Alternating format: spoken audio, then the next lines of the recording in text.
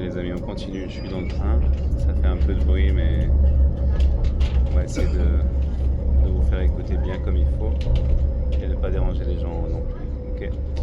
Donc l'écoute de ce recueil des conseils, les fêtes juives, les 3 fêtes de pèlerinage pour la Tzlacha de Ariel Ben Sarah, Esther, Bat Yelena et Israël David Yoda Tzlacha Ben Yelena ainsi que tout le Israël de Hashem.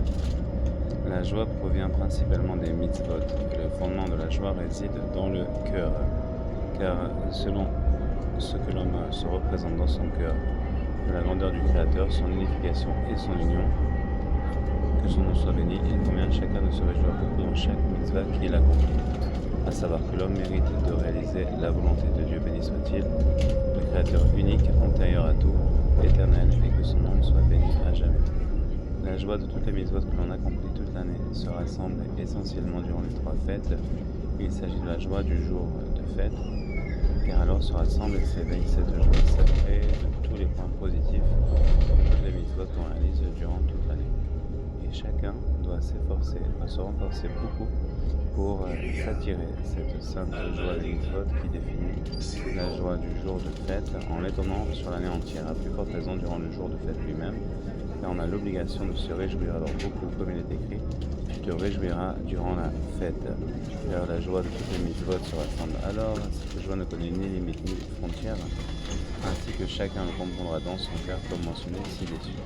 Un merveilleux moyen pour être sauvé de l'orgueil, honorer les jours de fête, en les accueillant avec joie et entrain, en les rendant savoureux par la nourriture, la boisson et les vêtements, comme il convient de le faire selon ses possibilités. Écoutez Morale 335. Quand l'homme accueille le jour de fête comme il se doit, cela correspond à la réception du visage de son maître durant la fête, même si l'élève est éloigné de son rab de plusieurs kilomètres. L'inverse est également vrai. S'il est attaché au tzaddik, il pourra ressentir la sainteté du jour de fête. Et grâce à cela, il élève le royaume de sainteté entre les écorces, le pouvoir impie s'écroule, la force du royaume des idolâtres est annulée. Le jour de fête, on doit se repentir à partir de la joie qu'on éprouve, car à l'occasion des jours de fête, le monde est jugé, comme nos maîtres de mémoire bénis l'ont affirmé, à 4 moments, etc. Le monde est jugé, c'est pourquoi on doit alors se repentir, et grâce à cela, l'homme fait sortir le royaume de la sainteté entre les écorces, comme mentionné ci-dessus, et il les rapproche de la délivrance. Sichotaran, conversation de Rabbi Nachman, les prouesses redoutables de sa perception. J'ai entendu du même Rabbi Shimon mentionner ci-dessus que notre maître de mémoire béni lui avait dit, ici à Breslev, à la fin de sa vie, tel que tu me vois maintenant, sache qu'à présent je suis capable d'accomplir tout ce que j'ai peiné, bataillé et œuvré par ma dévotion depuis que j'existe jusqu'à ce jour, tout cela en un seul jour. Plus tard, à un autre moment, il lui affirma que maintenant il était en mesure de réaliser tout cela en une seule heure. Puis, il finit par lui confier qu'il pouvait à présent effectuer toute cette dévotion en un seul instant. Ça, je pense que c'est lié avec le Sheikh Hadashna, Amelech, qui est la prière d'Hachem Ilbar lui-même, et qui permet d'accomplir vraiment d'inverser le tout pour le bien en un seul instant.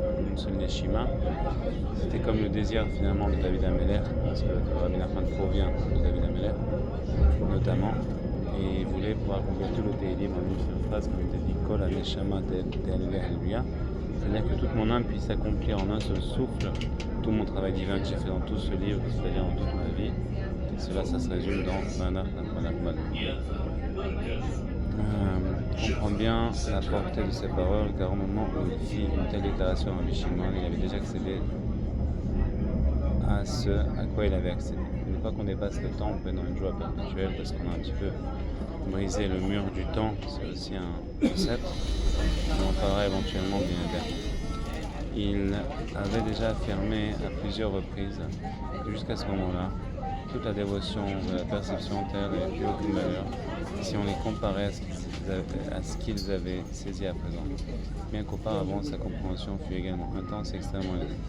Il en fut ainsi à de très nombreuses reprises jusqu'à ce moment-là, car avant de se rendre en terre d'Israël, sa perception était aussi d'un niveau très élevé, incommensurable.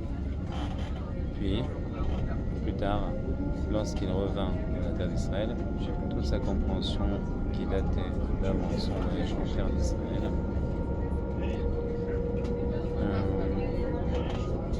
d'avant son voyage en Israël, fut à ses yeux considéré réellement comme sans valeur.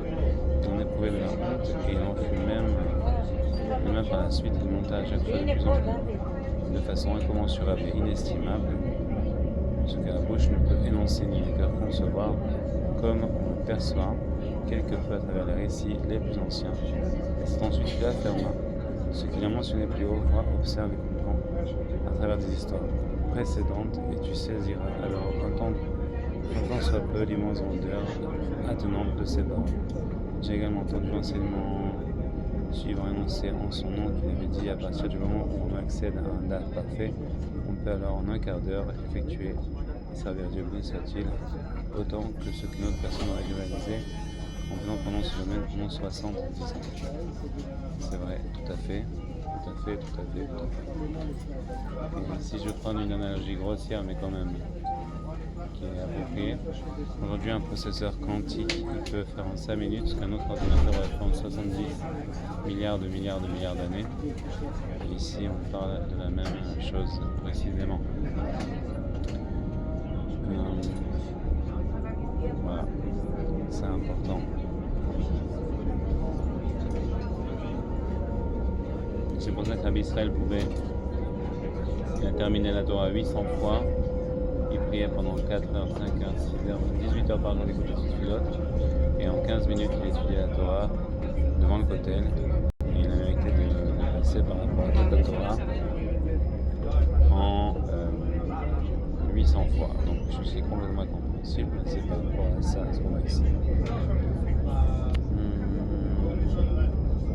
On va continuer les amis par la suite. Pour l'instant je fais pause. On continuera bien pour le Haïmoran.